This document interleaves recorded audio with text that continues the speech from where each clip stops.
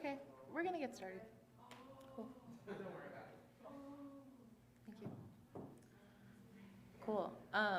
Ooh, did you just turn the microphone on? Oh, okay. It's for the recording. I know it's a little bit excessive for 3 people in the room, but you know, it's good to have the recording. So, good morning, everybody. Hi. My name is Chelsea Burroughs. I'm a public policy analyst at the National Association for Latino Community Asset Builders, also known as NALCAB.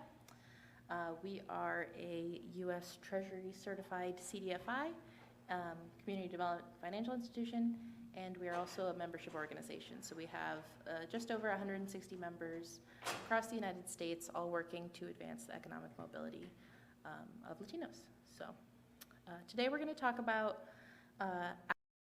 advocacy. So this is essentially, the basics of advocacy, the basics of campaign development, a little bit on advocacy versus lobbying versus political activity, that kind of thing.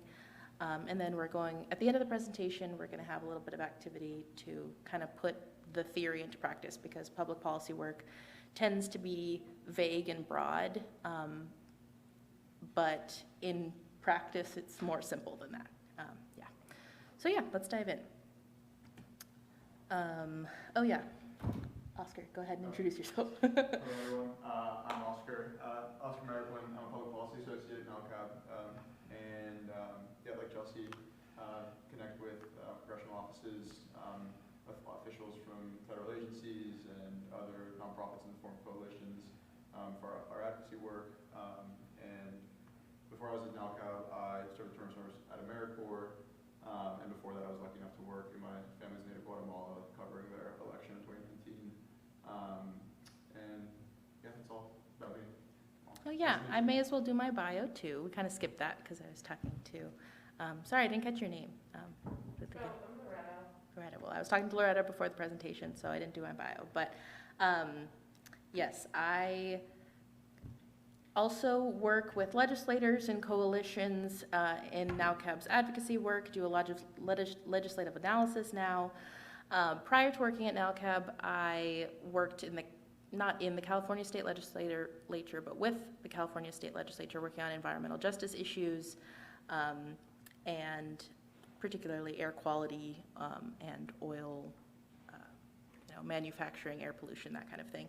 And I started my career in public policy with a Capitol Hill internship in the office of the congresswoman who represented the city I grew up in, which is outside of Los Angeles. So I'm a proud LA native and first generation Costa Rican American. Okay, so let's get into it. Let's just get into the definition of advocacy. So at its core, advocacy is the act or process of supporting a cause or proposal. This is vague because advocacy in practice can really be a really wide range of things. It can be one action, like calling your legislator one time to talk about one issue, or it can be a series of actions over a very long period of time, like working with your community to develop an action plan to raise the profile of an issue, and then enacting that action plan. So ultimately, when you're engaging in advocacy work, you're seeking to create change by influencing decision-making. This is most often thought of as passing a bill, but advocacy work is actually a lot more broad than that and is often not legislative. It's important not to be limited by that idea. So we do advocacy work to benefit the communities we serve and the people we serve, and to create systemic change. So the main goal of advocacy work, your why, is incredibly important. So, centering the people that you're working on behalf of, you want to be able to visualize the change you desire. Advocacy work, on top of its main benefit of benefiting communities, also has other benefits. So maybe you're not at the point yet where you can create a specific change, but you can increase awareness of an issue and set the stage for change to come later on, either through your own future advocacy or other groups and people. Engaging in advocacy work can empower your community. Sometimes it only takes engaging in one advocacy campaign for people to learn how to, get involved in the political process and realize the power they have. Advocacy work also forces you to take a look at your organization's branding and increases your organization's capacity to do this work. It's something where you kind of learn by doing, and so it's just launching a campaign the first time is the best way to increase your organization's capacity. So the rest of this presentation is essentially based off of this slide. So these are the steps of advocacy work and how you develop a campaign. So first, you're going to define your issue. You can't do advocacy work without a clear understanding of what you want to change and the issue you want to uplift. And then you're going to determine your targets. These are the people with the power to create change. Often they're policymakers, but they can also be partners or supporters, collaborators in your work. Then is developing a strategy. So this is, often the most long, time-consuming step. It requires a lot of thought about how you can solve your problem, and it sets the stage for your organization's brand development, and this is where you create a lot of communications materials, collateral, that kind of thing to help in the setup to your campaign. And finally, you act. So whether that action is a single choice or a coordinated set of actions over a long period of time, you're going to need to go through all these steps before you act. So let's get into the first step, defining your issue. So to begin crafting a campaign, you need to have a topic, an issue, a cause. This can be broad or specific depending on the situation. So at the broadest, it can be a phenomenon or a general issue. So maybe you want to educate people on the need for access to capital in minority communities, or you want to bring attention to the housing affordability crisis. But your issue can also be a specific problem you want to solve. So maybe a state funding program that you rely on doesn't allow you to use program funds for a specific type of activity that you wish you could use program funds for. Or maybe there's a loophole or oversight in an existing law that you want to fix. Your issue could also be a specific bill that you want to pass through the legislative process. This is when advocacy kind of crosses that line into lobbying, which we will discuss more near the end of the presentation. So when your campaign is centered on the specific bill, you're working to drum up support from community members, legislators, and the media to pass that specific piece of legislation. Regardless of how broad or specific your issue is, your campaign needs to have a goal. This step sets the direction of the rest of your campaign. So at each of the next steps, you have to ask yourself, is this thing that I'm about to do going to get me closer to my goal? So ideally, your goal would be specific and measurable and time dependent. So if your goal is to increase the profile of your issue, if you keep that vague, you may not hold yourself accountable. So what does increasing the profile of your issue look like in measurable terms? So 50 more community members signed a petition of support, 2 news articles have been published in local papers on the issue, 3 policymakers have stated that the issue is a priority for them. This is a bit of a thorny process where, you might not know exactly what your goals should look like, but it's important to at least try and set some so that you have something concrete to work towards. So, this slide has a couple more examples of types of goals. Really, your goals can be anything, but I do recommend if your organization is small or you're just starting out to start slow. Maybe just aim for more community support at first. Your second time around, your second campaign, you can aim for engaging policymakers, building a coalition. But advocacy work is very much about being slow and steady and building up support over time. So once you have your issue and your goal, it's time to do some research. So you want to, maybe not become the expert, but become very knowledgeable on your issue. It's good to focus on the facts and have a lot of data to support your claims. If your issue is wage inequality, you should have had, read reports on wages across demographic categories. You should have more than 1 or 2 sources to rely on, and you should know which researchers, institutions, or journals to go to for reliable information on the topic. It will also be useful to understand the politics around your issue. Has there been prior work on this issue in the past? Are other organizations active in this area right now? What policymakers have stated support or opposition to the types of changes you want to make? How does the law currently treat your issue? All of those questions are things that you can and should answer while you're doing your research.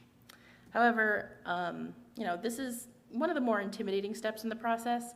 And it can be tempting to feel like you need to start from the ground up, but in reality, much of the research will probably already be done for you, and you just need to get all of that information into the same place. So when looking for policymakers' opinions, you don't have to rely on Google. Most policymakers' websites will have a section titled Issues. You can easily click, see their priorities. You can find their voting history, sometimes directly on their website, sometimes on the public website of whichever legislative body they're a part of. Government agencies also have a ton of publicly available data information. HUD, for example, has the HUD Exchange and HUD user platforms that have a ton of very useful data. Government websites tend not to be super user-friendly, but the information is there. It just takes a little bit of digging and getting it in the right place. So once you feel solid on your issue, you're ready to find your targets. Your goal that you came up with in the previous step heavily defines who your targets are going to be. So the same issue with different goals could have completely different targets. So, for example, say that you're working in environmental health and, there's some air pollution in a neighborhood. Maybe there's a manufacturing plant with some emissions, and you want to make air quality better for the community. So if your goal is to just lower emissions, you could, meet with executives of the company or meet with the community members and, get a meeting with the company, ask for more filtration systems, ask for better protocols put in place to prevent air contamination. But if your goal is to get the plant completely shut down, maybe that's more of a governmental focus. Talk to members of the local air quality board, city council, state legislature, try to change zoning laws, that kind of thing. So one complication of this part of the process is figuring out who has the jurisdiction to make the changes you want to see. Especially if you're working with government, it can be hard to figure it out. So obviously this graphic just gives you a simple outline of who might be in charge of things. But ultimately my main tip here is to just ask. Most policymakers representing a geographical area know each other. So when I worked as an intern on Capitol Hill, we got tons of calls every day where it was like, this is a zoning issue that I would like resolved. The sidewalk in my town is cracked. And those are things that the Congresswoman didn't have the ability to really help with, but we did have the contact information of the people who could. And sometimes it wasn't who you would expect. Sometimes it wasn't a city council member. Sometimes it was a member of the county board of supervisors or something that's a little bit more vague and people don't usually think of them as an elected official. Is this like a general, map of what government looks like, or is it specific? On a very basic level, yeah. Local government is going to be way more complicated than just county government and mayor and city council. But yeah, on a general level, these are going to be the biggest power players. I was thinking my question, would the state USDAs and others fall under state or still federal? State, Cal EPA, that's like a state agency. They do have different jurisdictions, so I would categorize that under state. Yeah, it depends on the agency, but yeah. Obviously this chart, if it was accurate to how government actually works, it would be enormous. But just for the basics, because a lot of people, you're working on a housing issue. Well, a single housing issue could have elements of it that are federal policy, like the low-income housing tax credit. It could have local policy, like zoning. It could have state policy. It's all, rolled up together in the same issue. So figuring out who exactly can help with what part of it is complicated. But ultimately, I would say ask your member of Congress, because I know that works. But really, a state legislator is going to know who the member of Congress is for their area. A city council member is going to know who the state legislator is for their area. You can hop from one government official to another because they all kind of know each other, especially if you're working in a defined geographical area. Yes, that would depend on whatever you're working on. Absolutely. So if it's housing, where I come from, the city wouldn't have anything. I mean, they would have very minimal Mm-hmm. versus the county and state. Yeah. But, yeah, I got you. Yeah, so like in that situation, I would assume that this city had some power, so I would call them and be like, hey, I want to talk about this issue, and then they're gonna tell me, yeah, we have nothing to do with that. Talk to Paula over at X thing and get their phone number. And sometimes it's a little bit of a rat race, just getting different people's phone numbers.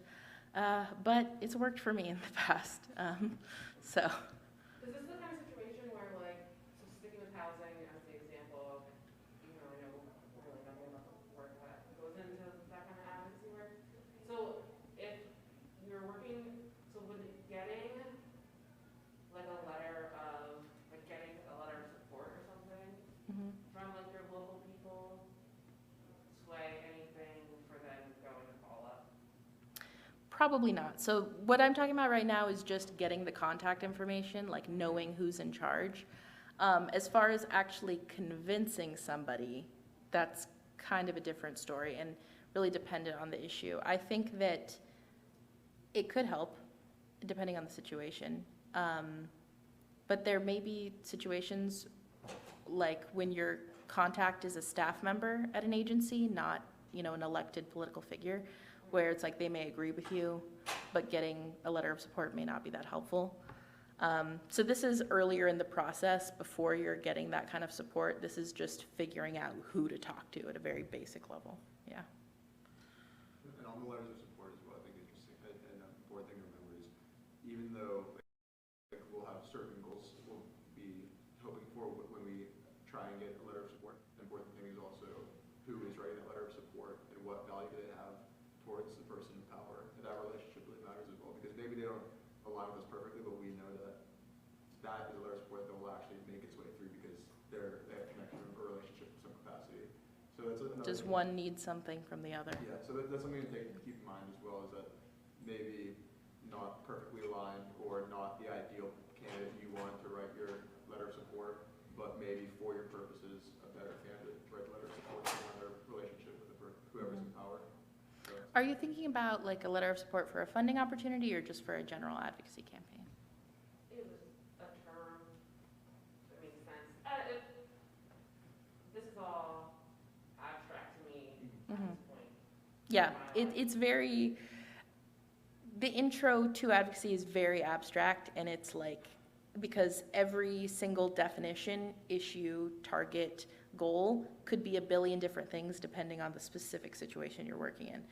So that's kind of what we tried to tackle with the activity, is that, we're talking about these vague, broad terms, but what does that look like when you are sitting down and you're like, okay, I'm going to do a campaign. It's going to be a social media campaign, and then you have to figure out who's your target. So it's like, this is, I think, like theory 101, and then in practice, it's like you need to have this framework in your mind in practice, but it can be a little fuzzy at first.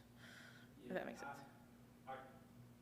I can see that, and I say that because, like, you would, in a perfect world, you would think that solving all things at the federal level would just fix the things at the state level.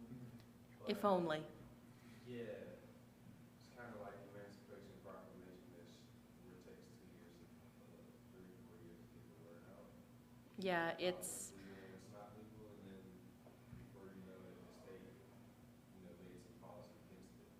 So. yeah, it's pretty siloed off in a lot of How- cases. I guess as far as advocacy, how do you connect it to?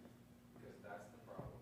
That right there is the issue. The fact that we have the same issues across state lines, Mhm. and the federal government, who's supposed to supersede it, do all these things, doesn't hold the states accountable. How do we? Yeah. I think that's the part of advocacy that I'm interested in as well. Yeah, I think in that case, the state government is the place to go, because Congress is, it's one of the, I love it, but it's also useless sometimes. So state legislators have an immense amount of power, and people don't pay attention to it most of the time. Like, I could well, I live in DC now, but when I lived in California, I couldn't tell you who my state legislator was when I lived there. So at that point, I think it would be time to work on state-specific campaigns. And obviously it depends on capacity. You know, I would probably focus on one state at a time because it would be overwhelming to do a multi-state campaign, especially if you're a reasonably sized organization. I mean, we're a three-person policy team, so multi-state would really be out of the question. So one at a time, working with state legislators, and the data that you use for one campaign will be useful for the next campaign in a different state. You know, you're not repeating all of your work, and maybe it's you focus on your state and you have a collaborator in another state who's doing the campaign in tandem. So maybe your op-eds and your letters to the editor are talking about both of your campaigns in separate states, but the, you know, bill number, the changes you're trying to make are specific to the locality you're working in. I feel like collaboration across other organizations in order, unless is your organization have a national footprint? Even though Yeah. there's only a handful of projects every year that we go in completely solo on, I'd imagine like big projects. Yeah, It's just- coalitions are huge. Coalitions are at every level are so important to having a larger voice and getting your issues heard. So. Mhm. I guess, I mean, after that, I feel like just taking anything across the federal level is not pointless per se, but like, we can better collaborate on the state level to where we don't, you know, getting the policies to change in my state and in your state versus the federal level, because like I said, things just get lost, diluted and lost at the federal level. It really depends what it is. Acknowledged as law. I mean, state gun laws, for instance, the Second Amendment right. You got states that have the right to carry or not the right to carry. Like it's too, and then depending on the state you're in, like I live in Pennsylvania, right to carry state. I can't take my gun and my gun permit to, you know, Ohio and be under federal law, Mhm. Constitution, and be. Well, I can't actually. I state my mistake. New York, I can't take my gun. I'll go to jail. I'll go to jail like that if I get caught in the city of Pittsburgh. I mean, in the city of Pittsburgh. Mhm. So it's things like that that I guess I was explaining that the federal level is just like, well, but I guess it depends on what you're advocating for because there are things like housing that fall into that. You know, a lot of state things can't change because of that, or won't change, haven't changed because of the federal laws that exist around it.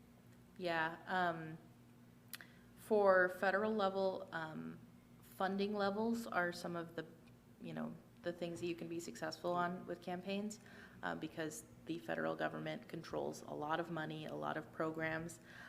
So you can have a lot of success working on funding levels, but if you're trying to make a specific policy change, you know, sometimes it's more effective to go through agencies instead of talking to Congress, because Congress, if you have a legislative change you want to make, it has to get attached to a moving vehicle. And like, how many moving vehicles have gotten through Congress in the past 6 months, you know? So it's like, you know, I think it is absolutely worthwhile to work on the federal level because you want to get it on the record. You want to get a bill introduced. You want to get co-sponsors on the record as supporting it. You want to have it on the books. It might not go anywhere, but, you know, I think Elizabeth Holmes Norton has introduced the DC becoming the 51st state bill like 1 billion times. And this past year, she got like 100 more co-sponsors than she had ever gotten before. Is DC a state right now? No. But, you know, there's movement. Like, advocacy is absolutely measured in decades, not in months, not in years even. So, I guess, with that being said, why aren't executive orders, I guess, looked at more often? So, we get the person that we want in office, and they have some of them, depending on the level of government, have the power of executive order. Why don't we challenge that a little bit more often rather than dealing with it too? So challenge the authority of the executive order or try to insert your priorities into, Yes. Okay. That's a good question. I think that that's a question of connections, because executive orders come from the very top, you know?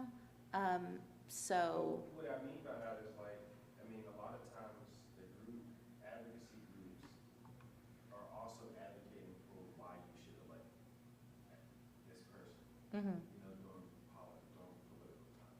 mhm, But in that same sense, don't really hold that person accountable other than doing your advocacy. yeah, So for instance, if we in strategize, we want, you know, this bridge fixed, and this mayor is talking about, or we want affordable housing, and this mayor is talking about affordable housing, so we get behind him and support him when we get in office. mhm, But when we get in the office, we stop advocating to him and instead of advocating Yeah. to him to talk to council, we just advocate for an executive order, because that's the power that they have. that's true. I think executive orders are much more likely to get challenged in court than a piece of legislation. Just like way, way more likely. I mean, you saw that with a lot of Trump executive orders, and Biden executive orders. I do think for 501c3s, political activity is not allowed. So as far as getting behind people during the election process, that would be something you can do individually, but as a 501c3, you know, you would get in trouble for that. And you definitely should be advocating with elected officials as they come in office. In fact, I think that the time when someone has just gotten elected is one of the best times to advocate, because they're green, they don't know what they're doing, and you usually, you know, are an advocate who's been doing this for a long time, and you're the expert on your issue, so you can come in and say like, hi, I know affordable housing, I know civic infrastructure, you can rely on me for help as you're crafting your policies. But that's what I mean by even executive orders, like getting around, like I'm just saying that we get stuck at presenting ourselves as the person that can help you craft these policies, as the person that can help you write this order Mhm. that won't get caught up in court, or that won't, you know, because that's another thing that Trump did. He had lawyers and extreme legal team work on these executive orders so they wouldn't get held up, Mhm. so they wouldn't get stopped. And I think just kind of in the state of emergency that we're in, you know, that would be the legal path to go. Like Yeah. I get the construct of advocating to council people and government agencies and things like that, but when we look from a top to bottom, you know, looking at the top of all of this, like these people have at the top of this have the power to change not even the policies of these other organizations. Like Mhm. the mayor can't change the city council, but the county government can change, you know, all the agencies up under it. Mhm. I mean, within legal right and standing and everything, but it can do that. Yeah, I think a lot of, in these cases, it's like advocacy is about making sure your voice is heard. Advocacy is about making sure that you are not forgotten, because, you know, policymakers will forget you, you know, if you do not make your voice heard over and over and over and over again. And like 99.99% of the time, your voice is not going to be the thing that sways a policy one way or the other, but that 0.001% of the time it will be. So it's not always about, you just always have to show up at the table, you know? So I think, I mean, I was just saying, that's the point. Yeah. If the times is 0.001. Well, because it's measured in decades, so you're doing your work now, you're building a base of supporters, and then a next iteration will be building a base of supporters in government, So and then I the think next that's iteration. I think that's where we're having a difference in the situation. So I understand that advocacy does take forever, but it doesn't have to. And I think it should. We're at a point where, Ideally. like I said, well, how do we speed this advocacy up so that it's not taking decades? Mhm. Looking at what you have in front of us, it's like, well, let's go to the top. You know, we put so much advocacy into these agencies, these councils,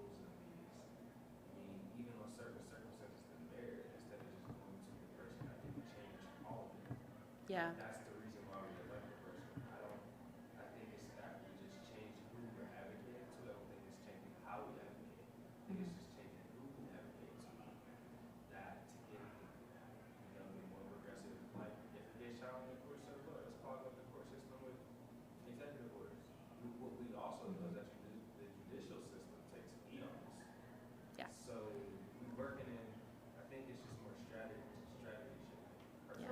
I think it's about numbers in that case. That too, but I feel like the numbers, like when you, like for instance, when you have, and I'm just, the mayor does wrong, everybody knows about it.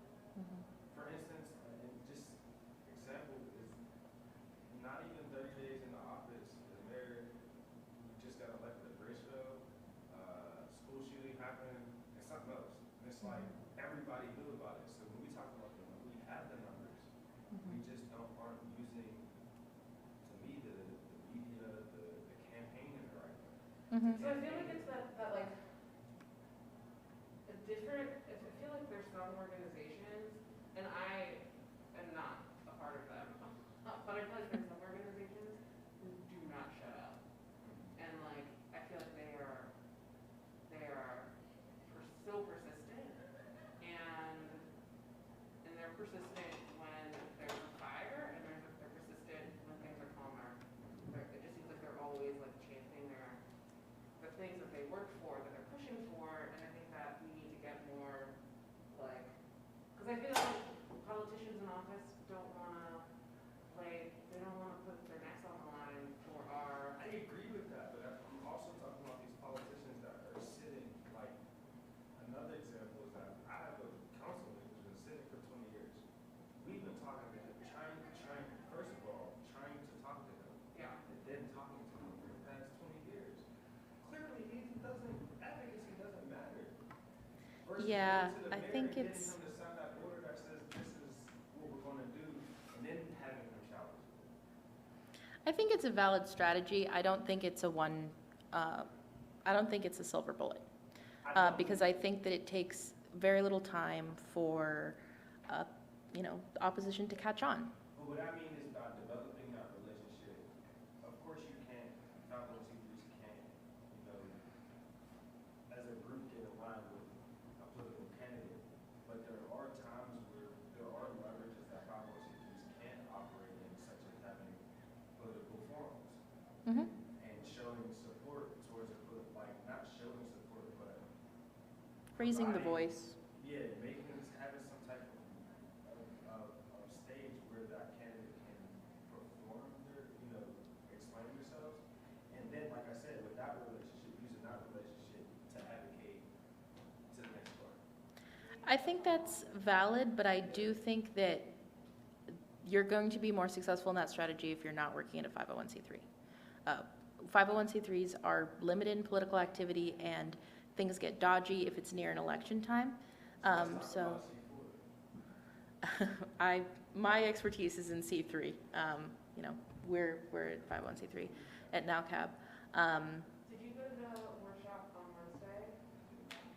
Jeremy Greer? I was in another workshop and I missed it. No, but I feel like I heard there's rumors this being recorded, so if we ever get the recordings, we should watch The Justice in a Generation.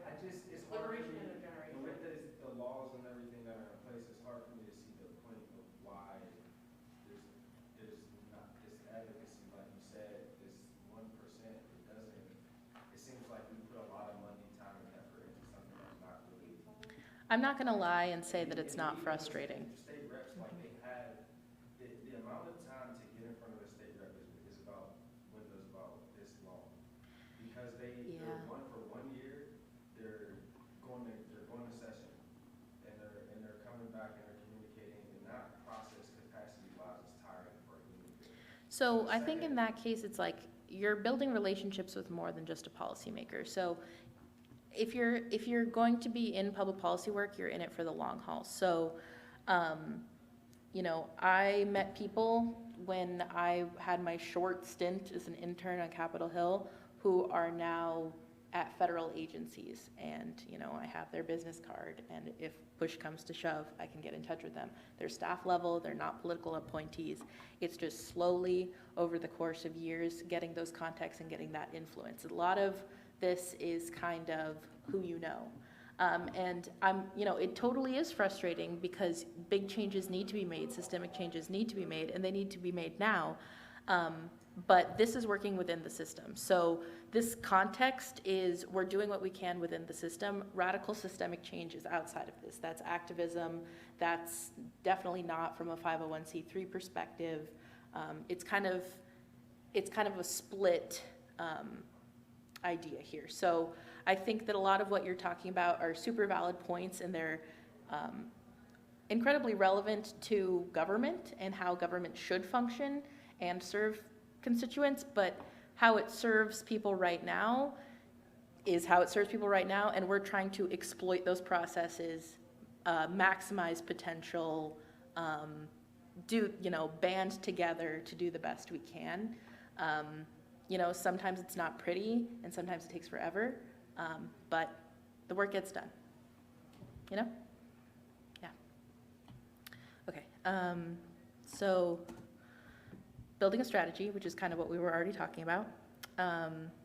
This is, so you already have your issue, you already have your targets, and so you're gonna go back to research again. I know you just did research, but now you're not just researching your issue, you're thinking about framing. You're thinking about, okay, I have raw data, how can I best frame my argument to convince my target? So it's really a specific type of research where you're trying to develop a compelling narrative. Important here is to localize your issue. Constituents are always the most important thing for policymakers, unless the policymaker is a bad policymaker. So, many members of Congress, many state legislators, they don't even pay attention to letters, emails, calls that come into their office that are not from their constituents. So they may take the call, they may answer questions, but they're not going to record it in their records, and those records are what decide their policy priorities in the long term. So this, building a campaign strategy, this is where you decide how you're going to communicate your argument. Are you going to do a traditional Hill Day type thing where you mobilize supporters to meet with members of Congress and call their office? Are you going to host a rally or a march? Are you going to do a social media campaign? Are you going to write reports and white paper and focus on data and making sure that there's data out there to support your argument? Are you going to go the agency route and submit formal comments? The types of actions you can take are many, but ultimately what you're doing is trying to take the capacity you have and maximize its impact. So once you have your strategy planned, it's time to get into the work of creating your collateral and your materials. So if you're meeting in person with policymakers, you're going to need a one-pager on your organization, a one-pager on your issue. If you're starting a social media campaign, you're going to need to pre-write all those tweets. You're going to need to design all those graphics. If you're organizing a rally, you need to figure out how to get people to come to your rally. You need to have a banner for the rally, some type of advertising. This may seem trivial, but it's not. It's really about the branding of your organization, and it tends to be time intensive. So I just wanted to highlight this resource that we have. This is a public policy toolkit. So it's a basis for this presentation. I usually think of it as, if this is akin to a lecture or a discussion section we're having in school, then this is the textbook. So it goes over all the theoretical basics, but it also has samples of all the types of tools you're going to need. So at some point, somebody's going to ask you, hey, I think that we have an opportunity with this media person I met at a conference, and I think that he might give us an opening to write an op-ed. And you're going to be like, oh my God, how do I write an op-ed? This is a situation where you go, get a sample, get your resources, and start the process. It's free and publicly available. We have it on our website. I circled here how to get to it, but we can provide the slide deck afterwards if you don't have to memorize the URL. Yeah. Okay, so you've done a lot of strategizing, but now it's time to implement your campaign. You're going to mobilize, you're going to organize, and you're going to act in some way. This is going to be the busiest time of your campaign, but really all of the heavy lifting has already been done. Now you're just following your plan and rolling with the punches. So it's really important at this stage to stay flexible. If you had originally planned to influence state legislators and it's going nowhere, pivot. You know, is there another policymaker, another legislative body you can talk to that also has jurisdiction, relevancy to the issue? Maybe you need to rethink your strategy. If it's not going the way you wanted, do you need to regroup? Do you need to get more supporters? Maybe scale back the type of your campaign. Campaigns are very unpredictable. It's important to seize opportunities when they're available. Maybe you never planned to talk to somebody at a federal agency or a state level agency, but you happened to get their email from, you know, a meeting you randomly did. If that's going to get you closer to your goal, seize that opportunity, meet with that person, start developing that relationship. As we mentioned earlier, this is really theoretical, vague, broad. So here's an example. This is a real advocacy campaign that NowCab does every year. We do it every summer. So I split it up into our 4 steps: issue, target, strategy, action. So every year we work to ensure that key federal community development programs are robustly funded in the next fiscal year. So that's, think top line numbers for the CDBG program, for HUD programs, the SBA, that kind of thing. Our target is Congress for this because it's federal level funding. And we're working on social media, on webinars with our members, and we have direct meetings with legislators. So we host a webinar to kick off the campaign, and then we schedule meetings between NowCab members and their members of Congress and have a whole social media campaign where we build a toolkit out for that. So this is just one example of what a campaign can look like in action, but you know, it is something that both Oscar and I have a lot of experience in at this point, so yeah. Okay, so, you know I mentioned earlier that policymakers are not the end-all be-all and that there's more that advocacy can do, but because meeting with policymakers tends to be a very effective advocacy tool and great for building relationships, I wanted to set aside some time just to talk about this specifically. Hello, welcome. So meetings, obviously, at their most basic level, they're connecting constituents with their member of Congress or legislator. But they're more than just a tool to benefit a single advocacy campaign. It's not one meeting and done. These meetings are an excellent opportunity to start building a long-term working relationship with policymakers and their staff. So I'm sure everyone in attendance today has had a project with another nonprofit, you know, maybe you like co-hosted an event together, met each other at a conference. When you see your colleagues, you don't go, oh, look, it's, you know, the people from the National Association for Latino Community Asset Builders. You say, oh, it's Storm. I think she works with NowCab, you know? So it's the same for legislator staff. They are regular people. If you know, say I'm a legislative assistant in a senator's office or a member of the U.S. House, I'm part of a staff of 5 to 10 people working for my boss, Congressman Smith, Jones, whatever, and maybe they represent a suburban area of Illinois. And a single legislative assistant can be in charge of, you know, 3, 4, 8, 10 portfolios that they're responsible for. And so that means that constituent letters written on those issues are going to land on their desk. Every advocacy group that comes in to talk to the congressman about that issue is going to have a meeting with them. Every bill that's introduced in Congress on those issues is going to be on their desk. So this is a normal person who's working supposedly 40 hours a week and is overworked and underpaid, and they're handling all of this responsibility. So say, I'll use you as an example, Storm. So say Storm comes in with NowCab and says, hey, it's great to meet you. I'm here to talk about the sidewalks in my district. They're all broken up and it's a problem. We're not having enough civic infrastructure funding. You know, I've brought along a constituent who has been personally affected by this. You know, Diana, you know, broke her leg tripping on the sidewalk one time, and she's in medical debt now, and it's all an easily preventable problem if we just had proper civic infrastructure funding. So that was the meeting, that was it, you hand over the materials, you go home. A couple months later, you come back again. So hear about sidewalks again, or maybe it's streetlights this time. And again, you come to the table with excellent supporting data, a constituent who has a relevant connection to the problem. You impress the person. Well, a few months later, say a bill comes across my desk, and it's an initiative to funnel federal funding to civic infrastructure projects. And I'm tired, I'm overwhelmed, and I don't know anything about sidewalks, but I remember Storm, who came in a couple times and talked about this topic very eloquently, and I have her business card, and so I call her up and I say, hey, I have this bill draft, would you like to take a look at it? Tell me any edits you think should be made. How can it best serve our community? And just like that, you have become an invaluable resource to that office. Yeah.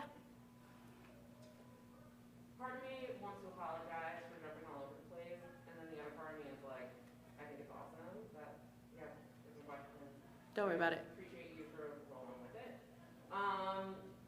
So part of, like, as a member of a small co-op that, like, we just don't have the resources, like, I'm feeling like, and I'm hearing like the urgency plus the like longevity, like, it just feels very overwhelming, which is why I typically opt out of these.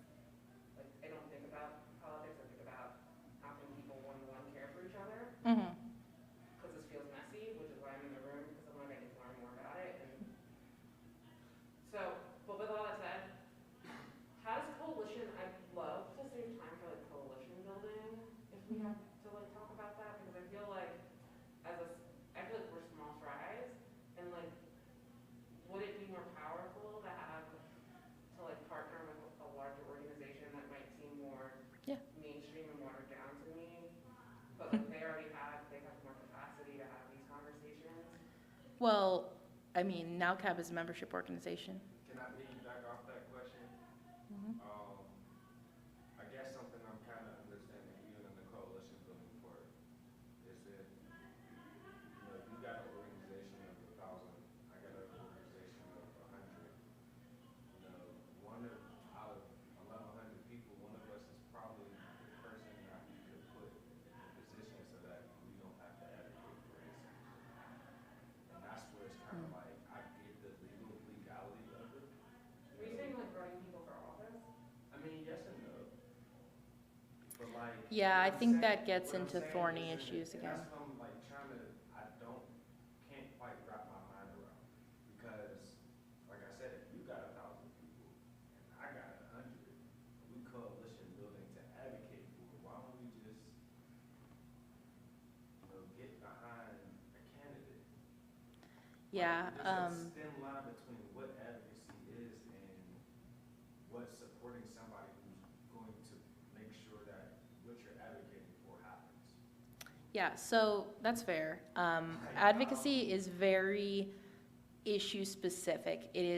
We're trying to think outside of the political process and into the policy process. So very much in the weeds. We're less thinking about elections, term limits, that kind of thing, and more thinking about, HUD has, thousands of regulations and a, But that's multi- one informs the other. If I understand what that policy says and we need to change that policy. But if the person that, is running for, then what am I advocating for? If I know that well, in the person is same not way representing- that, the political process influences the policy process influences political. So you can make change squarely in the policy process without touching political things. Yeah? If I can just, an offering, is your organization a nonprofit or an institution? So there are also like legal things to consider as well, just like lobbying, which is kind of what we're talking about, or potentially talking about like specific policies and campaigning. And so 501c3s, like you can't actually do what's called election. I don't know if you talked about that already or not. No, I skipped to the slide. But that's what I'm saying. I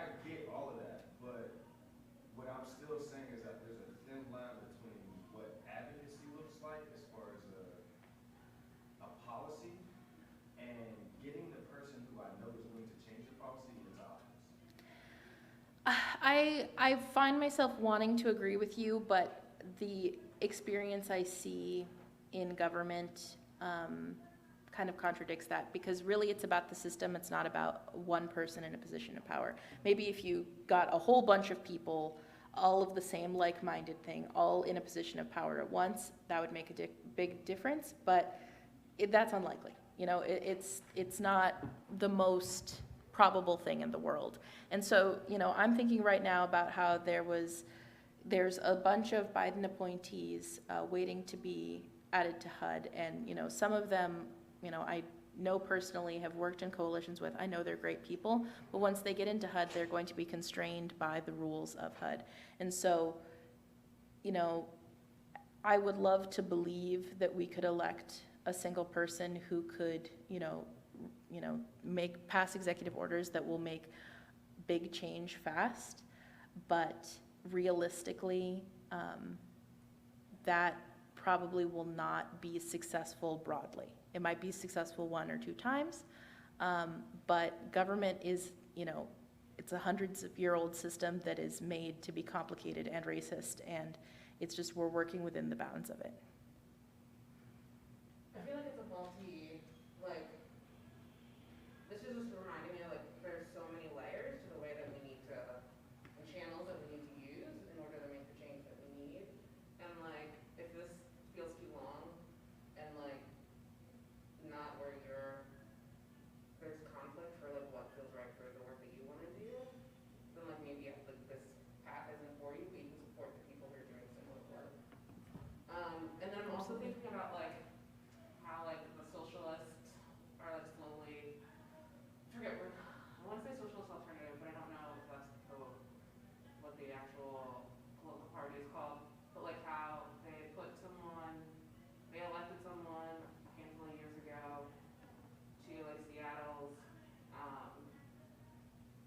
their city board of representatives, and that's just one person, and that was massive, multi-year effort to get one person on the city council in Seattle, and she can create change, but she has to always have consensus with everyone else. I get that, and with that being said, we know we need, most councils have 9, so we know we need 5. Yeah. We must put 5 people in position. And I'm not saying we run the candidates, but we put them in position to win. But then I feel we're getting. I think that's just a different topic altogether. So I agree, that's absolutely something that's needed, but that is running elections, that is. We end up advocating to these council people anyway. Yeah. Because we need 5 votes, so why not, the relationship, I think the relationship could be different based off of who, and if we had more of a better relationship, I'll put it like this, our relationship in this room is a lot tighter than whoever's on right outside of this door.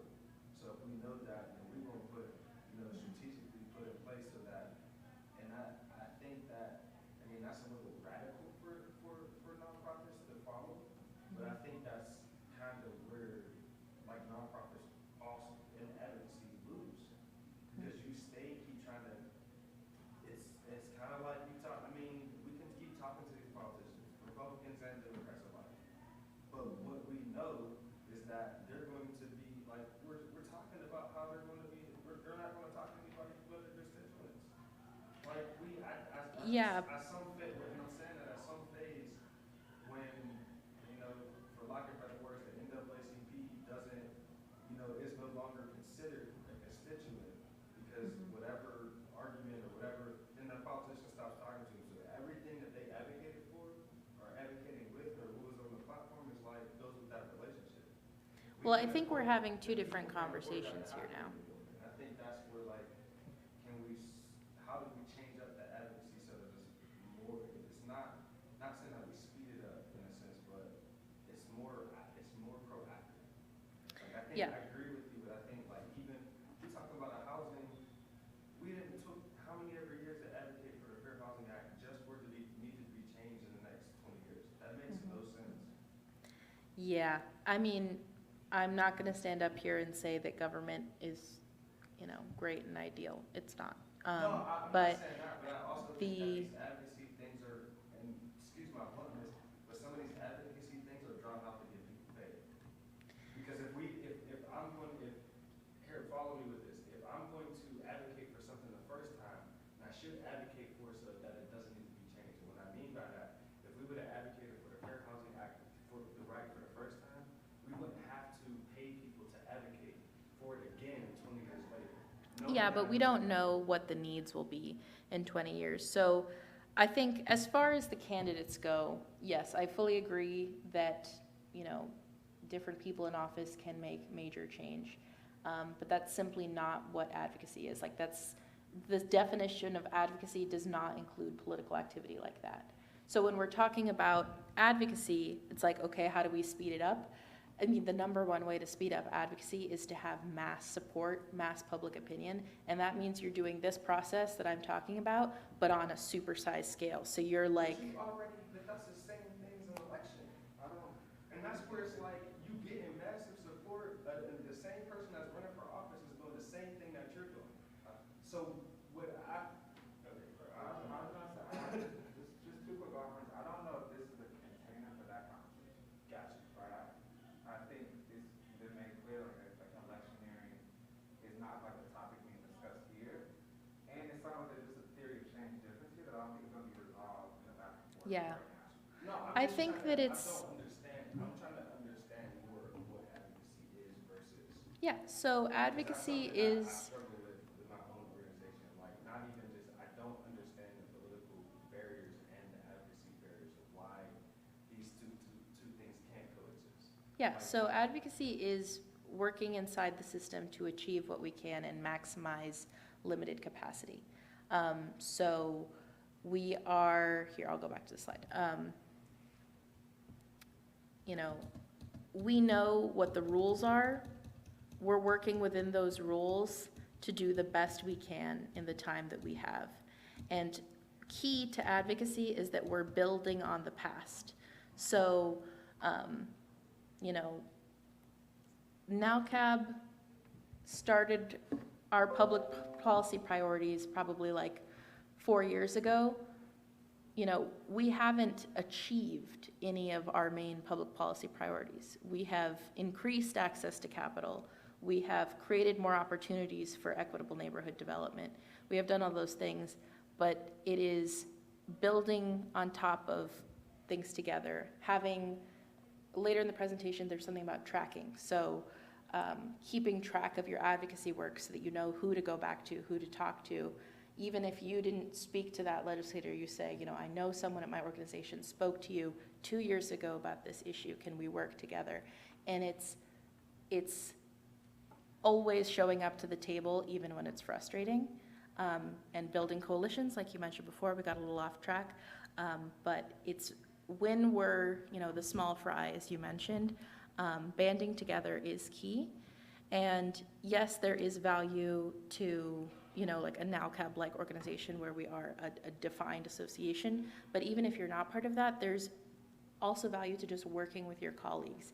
Maybe your capacity only allows for you to sign on to letters, retweet posts. Maybe you can't be running the campaign. That doesn't mean that your work isn't useless.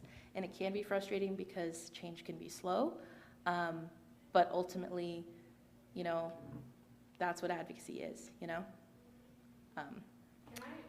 Go ahead. So, do you mind, so I did a quick Google search, and it's hard to find this without while still paying attention and being present in the room. Do you know, so I don't identify as Latinx, and NowCab's membership doesn't, from the little I read, doesn't seem to be, isn't for me. No.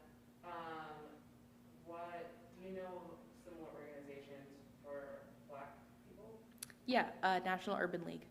Would be like your comparable? I would think so. Storm, do you agree? So NowCab's membership is actually quite diverse. Sort of the Latino community and the moderate income communities, and we work in conjunction with the National Urban League, National Capacity.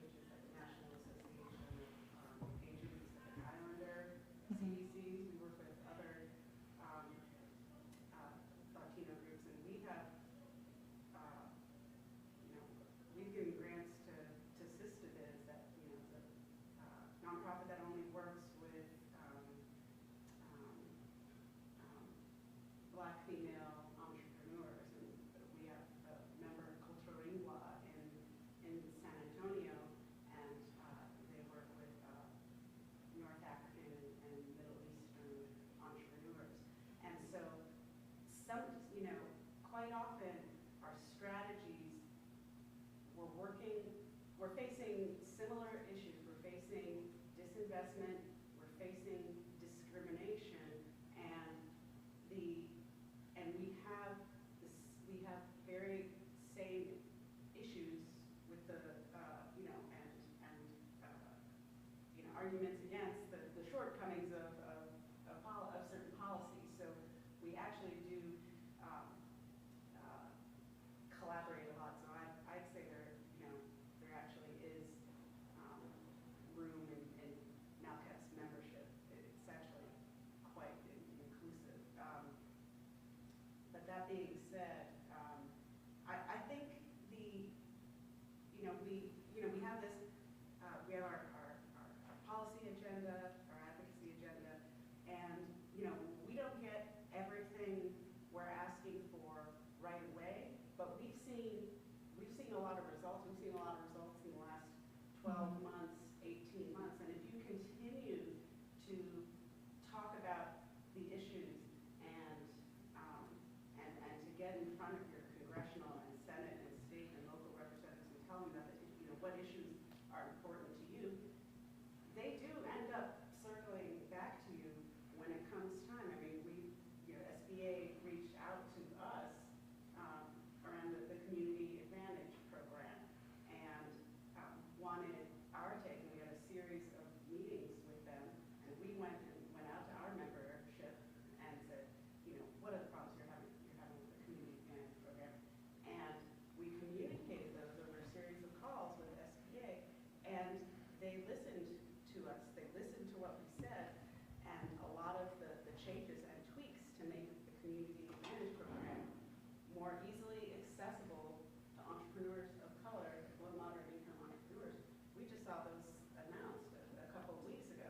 And so we don't always get everything we're asking for right along the way, but we have a series of small victories. And by associating yourselves with the issues and with the policies and keeping your voice and keeping your presence in front of whatever politician is power, because it's going to be someone different every year, every 3 months, every 5 months, in terms of the elected officials.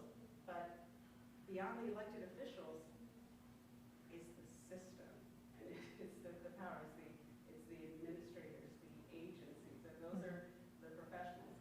And when they are trying to prove to Congress that they're doing what they're doing, that they're reaching who they're saying that they're going to reach, that their policies are working the way they are, they turn to the agencies and the nonprofits to get their insight. Mhm. And I have think them produce certain bills. This work can be discouraging, but I think it's more and more encouraging the more micro you think about it. Because to want to end racism in government, it's going to be a hard year-long campaign, But if you want to make it slightly easier for X group of people to access Y resource, you can do that in a year. So, it is frustrating, but you can make change. It's system change in slow motion. It's just, kind of nose to the grindstone, and you get the work done. I think that relationships are huge with this. Finding your allies, both in your coalition partners and in policymakers' offices. There will be certain policymakers that become your champions. They're the people you go to time and time again that support you, that agree, align with your goals. You're going to have partners of people who don't align with you all the time, but you have a good working relationship with them. The nature of many legislative bodies is that, you're going to need consensus, so the changes you can make are small and incremental and over time, but that doesn't mean that they're not worth doing. Yeah. No, I'd also say, think about it in the micro, finding different entry points for your advocacy. It doesn't have to be so overwhelming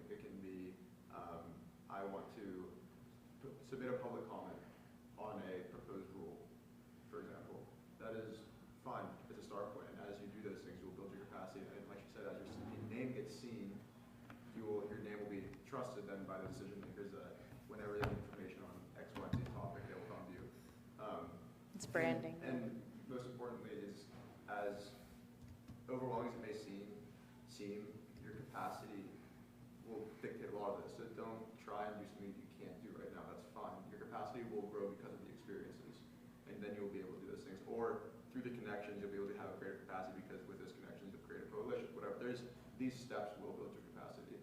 Mm-hmm. So even though it is overwhelming and abstract, do what you can, and even if it's not exactly what you want to do, it will start building towards where you want to get to.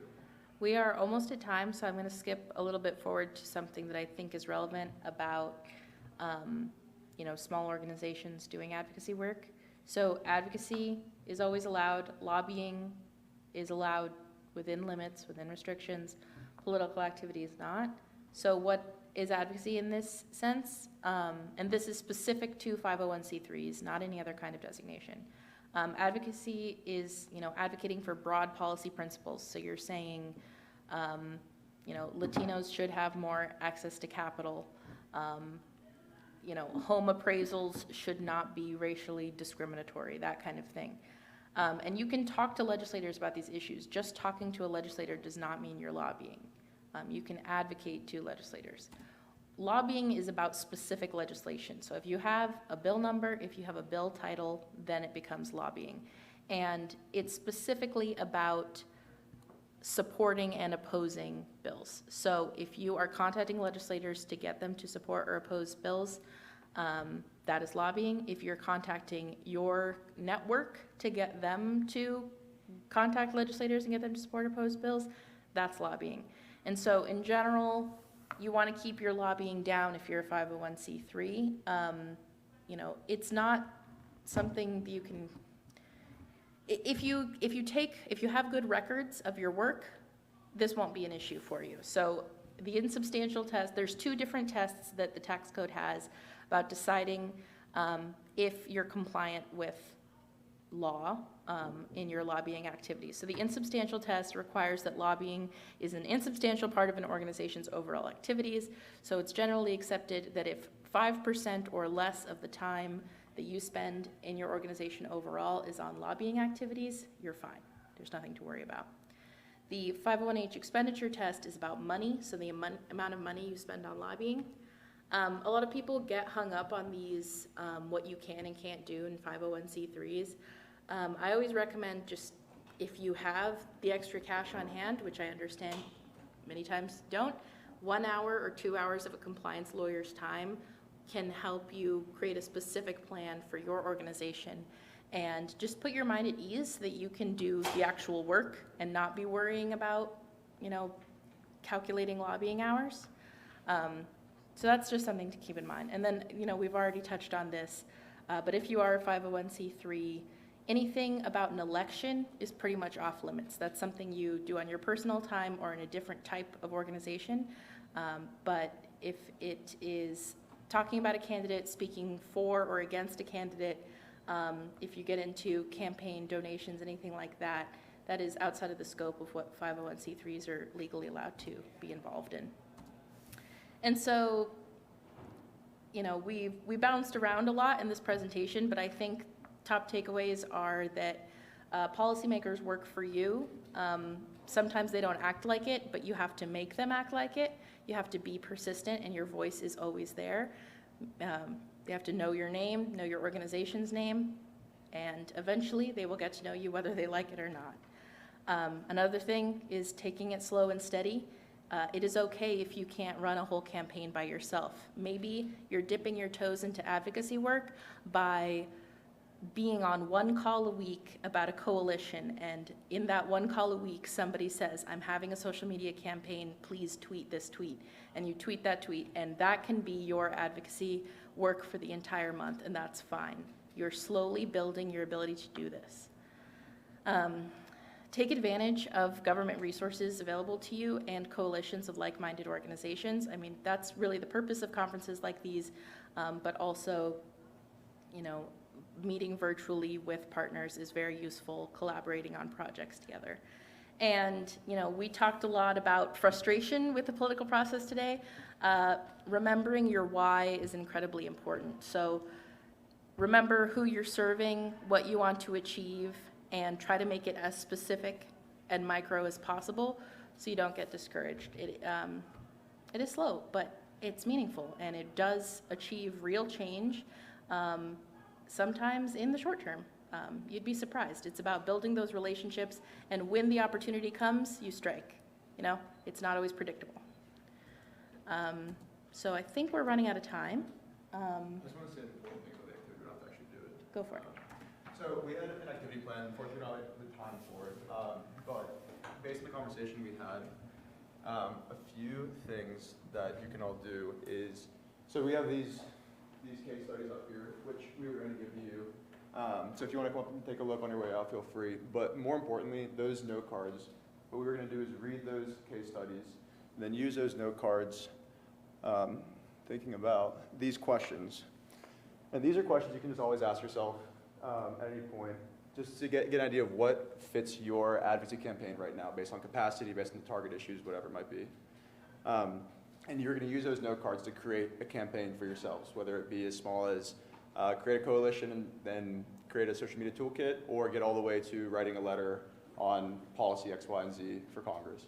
So, you know, we're running out of time, but on your way out, shuffle through those cards, because maybe it gives you an idea of this isn't so abstract. Maybe it can be as simple as I'll start with messaging the executive director of the co-op nearby, who also I know has things in line with us, and then we'll start from there, and hopefully the next step will be find a third person and then create a social media campaign, and then from there start email. So there's steps that aren't so grandiose as seeing the final step of, oh, we're submitting a letter to somebody. That's a long way away, and it can feel like a lot. But if you start with the beginning things, then you might not be thinking about the end, but like I said, you'll build capacity on your way and you'll get there. So hopefully those note cards will give you a few ideas of, okay, wait, it's not as big as I think it is. It can start small.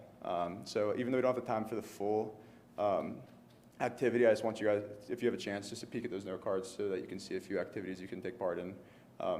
And yeah, if you can take away those questions as you're going along with your advocacy campaigns going forward, ask yourself those questions to help develop that. And I think, yeah, these are going to be the takeaways. But I think from here, you know, these are all other questions you can ask yourselves as well right now about how prepared you are for an advocacy campaign, or what the appetite might be for it, because that appetite is also going to be very important in creating a groundswell of opinion, because even if it is an important issue, or maybe an issue that people might not be that aware of, as aware as they should be, getting that appetite from those around you and for the community around you for the same common goal is very important.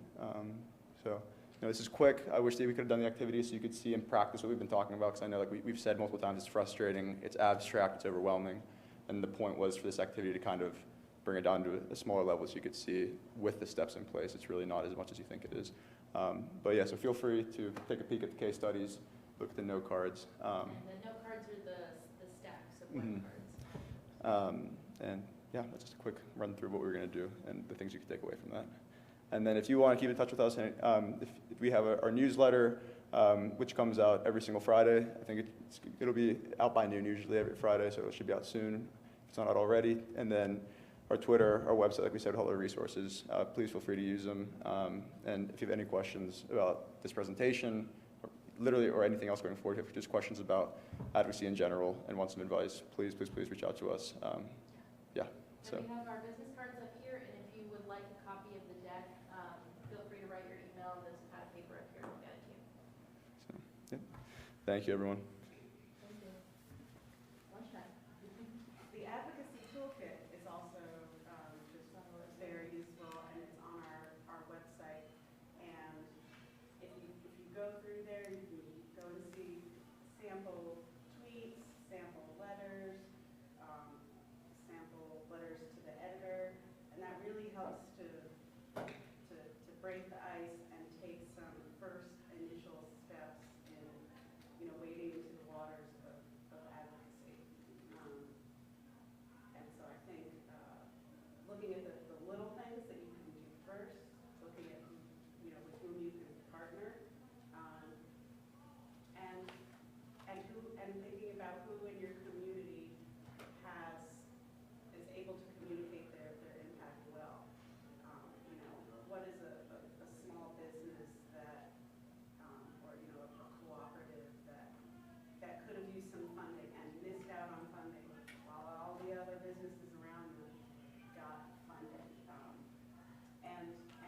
that, congressperson's office, go to that senator's office and tell them what's important to you. And once you do it once, it's a whole lot easier to just make it a habit of doing it every year. And bring your partners, bring members of your co-ops, bring, your brother and sister co-ops from the area, and share those stories together. Because, I don't know, they'll remember, the politicians will remember the policy points a little bit, but what they'll remember most is how it impacted their constituency. And they'll remember the stories and the numbers and the emotions behind those. So I just recommend keeping it real and taking some baby steps. I remember when I first got into advocacy, it seemed like terrifying. And I interned on Capitol Hill. It's like a teen, but I just think it's a very worthwhile investment. And also, never be afraid to reach out for a letter of support to your elected officials when you're applying for funding. That is something that they are I think that's where I got the always term quite from. You mentioned it in your talk yesterday, getting letters of support, and that's what I was thinking of earlier. And for that grant program, for the CED program, that's mandatory. It's mandatory that you show that public support. But if you're applying for a grant from a foundation, you can quite often you can include a letter of support whether or not they've asked for it or not. And it's an easy way for the elected official to say that they're being responsive to their community, and then they're also looking particularly at, very specifically at what you're doing. But I've been surprised when I've done Hill days and advocacy days. Sometimes meeting with 8 different congressional offices, I feel like maybe only 1 or 2 are really listening to what we're saying. But I was, really surprised when a couple of them would say, well, and hey, if you ever need a letter of support, it seems like they weren't really engaged, but that's one thing that they were willing to do, and that's one baby step for them and a baby step for you. And if you get that funding, great. Then they're also connected to you. They supported that. They sit on these boards, they're nonprofit boards too. In my region, in my city they do. They sit, a lot of our politicians hold power in these boards. Right. And so they know your name now. They know your organization's name. They're more familiar with their work. And so that's the worst thing they can say is, oh, I'm sorry, we don't have the time, or no. But ask them if they're willing to provide a letter of support and provide a template. Make it easy for them, so that all they have to do is sign, or just put in their name and sign. That's an easy ask. And to that point too, once you get in your first in, it takes a lot for a politician to trust your organization that you are going to say. You will generally have the same ideas about a certain topic, whatever it might be. But once they do trust you, then they will come back to you for help on letters, on this, on that, because now that you're in. So it definitely is tough getting in, but I mean, just so much of our time knockouts is like, because we've assisted certain agencies, certain officials, then every single time now they come back to us too. So it's a give and take, it's important. Is NALCAB member funded exclusively, or does NALCAB qualify for grant funding and stuff like that too? We get grant funding. Yeah, because we have a NALCAB's a 501c3? Yeah. Correct. we receive a wide range of federal funding, private funding. Not and even close to our only member supported. Yeah, but our members, the membership dues are a drop in the bucket. Because it just there's so many, I scrolled your staff, I got it. I scrolled your staff page and there's just so many people who are part of the work that you do. And it just feels like, yeah, everything that we're talking about takes money or time. And it's how to decide what to focus on. But it wasn't always the case. When I started working in NALCA, we just had 9 people, and then it was 12, and now I think up the to year I 35. got hired